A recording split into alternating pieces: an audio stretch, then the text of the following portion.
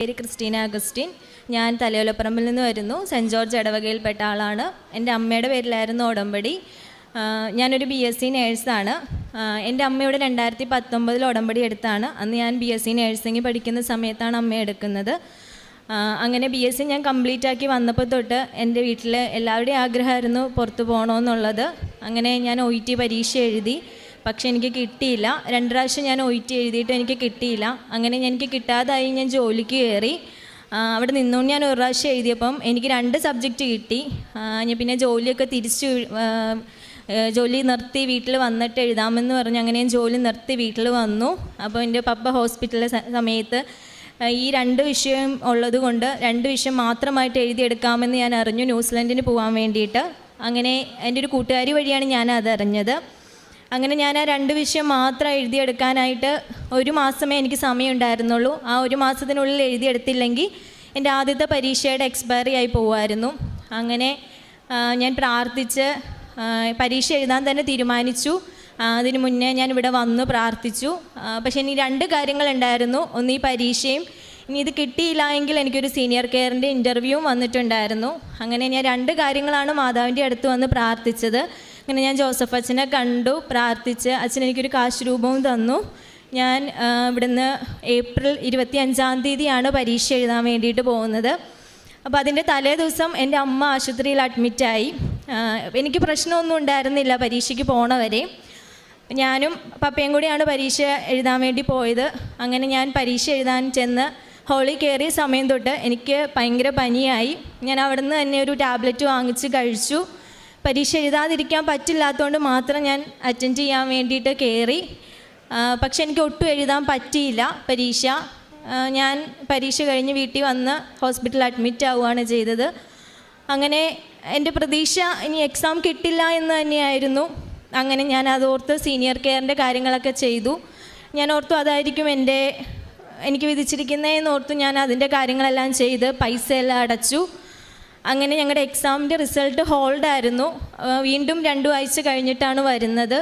ഞാൻ ഓർത്തു പിന്നെ എക്സാമിൻ്റെ റിസൾട്ട് വന്നന്ന് എൻ്റെ അമ്മ എന്നോട് പറഞ്ഞു, നമ്മൾ പ്രാർത്ഥിച്ചതല്ലേ പോയ സമയത്ത് തൈലവും കാശ് രൂപവും ഒക്കെ ആയിട്ടാണ് ഞാൻ പരീക്ഷയ്ക്ക് പോകുന്നത്.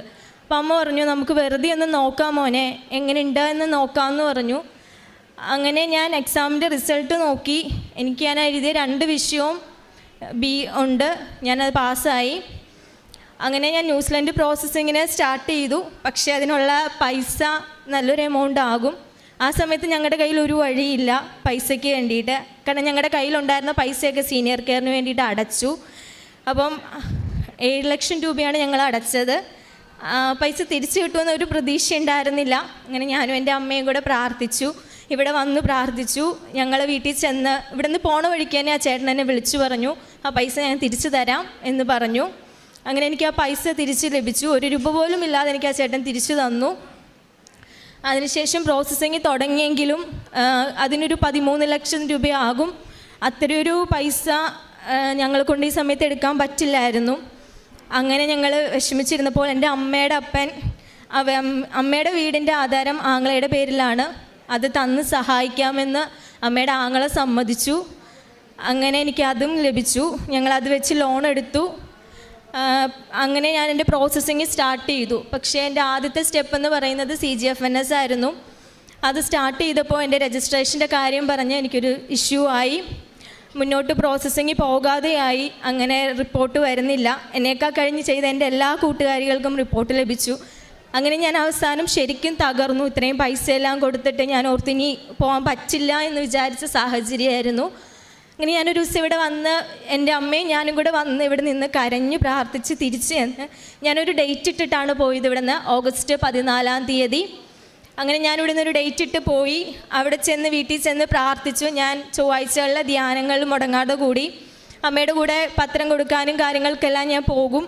പിന്നെ പറ്റാവുന്ന വിധത്തിലൊക്കെ ഞാൻ മറ്റുള്ളവരെ സഹായിച്ചിട്ടുണ്ട്. അതുപോലെ തന്നെ കുർബാനകളിലൊന്നും ഞാൻ വീട്ടിൽ നിന്ന് സമയങ്ങളിൽ മൊത്തം എല്ലാ ദിവസവും രാവിലെ ഞാൻ കുർബാന പയ്യിൽ പങ്കെടുക്കാൻ പോയിട്ടുണ്ട്. അങ്ങനെ ഞാൻ പ്രാർത്ഥിച്ച് ഓഗസ്റ്റ് 14-ന് ഞാൻ ഡേറ്റ് ഇട്ടെങ്കിലും ഓഗസ്റ്റ് 12-ാം തീയതി എൻ്റെ CGFNSൻ്റെ റിപ്പോർട്ട് എനിക്ക് ലഭിച്ചു. അതിന് ശേഷമുള്ള കാര്യങ്ങളും ഡിസിഷൻ ലെറ്റർ ആയാലും എല്ലാവരുടെയും സമയമെടുത്തു. അന്ന് ഞാൻ ഡിസംബർ 22-ാം തീയതി അവിടെ അവധി തുടങ്ങുമെന്ന് അറിഞ്ഞു. അപ്പോൾ അറ്റ്ലീസ്റ്റ് എനിക്കൊരു കേസ് മാനേജറിന് കിട്ടണമായിരുന്നു, എന്നാൽ മാത്രമേ നമ്മുടെ DL അവർ എടുത്തെന്നെങ്കിലും നമുക്ക് പറയാൻ പറ്റുള്ളൂ. അത് എനിക്ക് ഡിസംബർ 12-ാം തീയതിയൊക്കെ ആയപ്പോൾ എനിക്ക് DLൻ്റെ കേസ് മാനേജറിനെ കിട്ടി. പക്ഷേ എങ്കിൽ പോലും എനിക്ക് അവധി ആയതുകൊണ്ട് എൻ്റെ DL എനിക്ക് അപ്രൂവായി കിട്ടിയില്ല. അങ്ങനെ ഞങ്ങൾ ജനുവരി 15-ാം തീയതി ഞാൻ വീണ്ടും ഒരു ഡേറ്റ് ഇട്ട് പ്രാർത്ഥിച്ചു. ജനുവരി 12-ാം തീയതി എനിക്ക് എൻ്റെ ഡിസിഷൻ ലെറ്റർ വന്നു. പക്ഷെ ഇതെല്ലാം കിട്ടിയെങ്കിൽ പോലും ഞങ്ങൾക്ക് അവിടെ കോളേജുകളിലോട്ട് ഒരു അഡ്മിഷൻ കിട്ടുന്നുണ്ടായിരുന്നില്ല. ഇപ്പോൾ അവിടെ ഇപ്പോൾ പൊതുവെ നമുക്ക് പരീക്ഷ എഴുതി നിൽക്കുന്ന പിള്ളേർ കൂടുതലായതുകൊണ്ട് അവിടെ ഒരു പഠിക്കാനായിട്ടുള്ളൊരു സാഹചര്യമില്ല. ഞങ്ങൾക്ക് 1 മാസത്തെ കോഴ്സുണ്ട്. അങ്ങനെ കോളേജിൽ അഡ്മിഷൻ കിട്ടാതിരുന്ന സമയത്തും എൻ്റെ വിശ്വാസം കൈവിടാതെ ഞാൻ എൻ്റെ മാതാവിൻ്റെ അടുത്ത് പ്രാർത്ഥിച്ചു. അങ്ങനെ എനിക്കൊരു ഏജൻസി സീറ്റ് കിട്ടി. എൻ്റെ ഓഫർ ലെറ്ററും കാര്യങ്ങളെല്ലാം വന്നു. ഞാൻ വിസയ്ക്ക് കൊടുത്തു. വിസയ്ക്ക് കൊടുത്തെങ്കിൽ പോലും എൻ്റെ വിസ മാത്രം വരുന്നില്ല, ബാക്കി എല്ലാവരുടെയും വിസ വന്നു. അങ്ങനെ ഞാൻ വിസയ്ക്ക് കൊടുക്കുന്നതിന് മുന്നേ കഴിഞ്ഞ മാസം ഞാൻ ഇവിടെ വന്ന് ഉടമ്പടി എടുത്തു 18-ാം തീയതി. ആ 18-ാം തീയതി ഇവിടെ നിന്ന് ഉടമ്പടി എടുത്ത് വീട്ടിൽ ചെന്നിട്ടാണ് ഞാൻ വിസയ്ക്കുള്ള പൈസയും കാര്യങ്ങളും എല്ലാം അയച്ചു കൊടുക്കുന്നത്. അങ്ങനെ അതെല്ലാം കൊടുത്തു. വിസ വരാത്തതുകൊണ്ട് എല്ലാവർക്കും വന്ന് പോകാനുള്ള ദിവസങ്ങളും അടുത്ത് വരികയാണ്. എങ്കിലും എൻ്റെ മാതാവ് എന്നെ കൈവിടില്ല എന്നുള്ള അടിയുറച്ച വിശ്വാസം എനിക്കുണ്ടായിരുന്നു. എൻ്റെ വിസ ഈ മാസം 5-ാം തീയതി തന്നെ വന്നു. 5-നാണ് ഡേറ്റ് ഇട്ടിരുന്നത്. 4-ാം തീയതി വിസ അപ്രൂവായി. 5-ാം തീയതി വിസ മെയിലിൽ വരികയും ചെയ്തു. ഞാൻ ഈ മാസം 28-ാം തീയതി ഏർലി മോർണിംഗ് ആണ് പോകുന്നത്.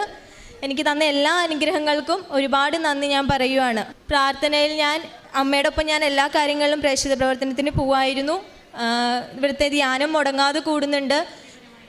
കുർബാനയിൽ എല്ലാ ദിവസവും കുർബാനയിൽ പങ്കെടുക്കുന്നുണ്ട്. അതുപോലെ തന്നെ നമുക്ക് ഈ സമയത്ത് പ്രാർത്ഥന ചെല്ലാനൊന്നും നേരത്തെ പറ്റിയിരുന്നില്ല.